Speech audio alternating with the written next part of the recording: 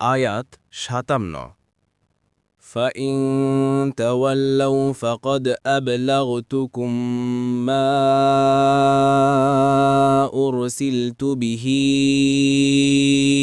إليكم ويستخلف ربي قوما غيركم ولا تضرونه شيئا إن ربي على كل شيء حفيظ। অনুবাদ।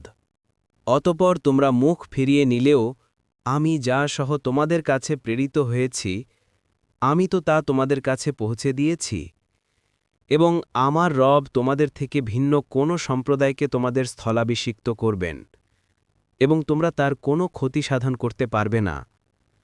নিশ্চয়ই আমার রব সব কিছুর রক্ষণাবেক্ষণকারী। তাফসীর। ১ নং ফুটনোটের বিবরণ। আমরা তোমার প্রতি ঈমান আনছি না, তাদের এ কথার জবাবে এ উক্তি করা হয়েছে।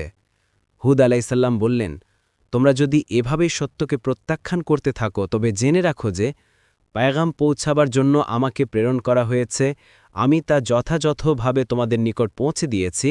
অতএব তোমাদের অনিবার্য পরিণতি হচ্ছে যে তোমাদের উপর আল্লাহর আযাব ও গজব আপতিত হবে, তোমরা সমূলে নিপাত ও নিশ্ছিন্ন হয়ে যাবে, আর আমার রব তোমাদের স্থলে অন্য জাতিকে এ পৃথিবীতে আবাদ করাবেন। তোমরা যা করছো তাতে তোমাদেরই সর্বনাশ করছো, আল্লাহ তাআলার কোনো ক্ষতি করছো না। আমার রব সব কিছু লক্ষ্য রাখেন, রক্ষণাবেক্ষণ করেন, তোমাদের সব ধ্যান ধারণা ও কার্যকলাপের তিনি খবর রাখেন।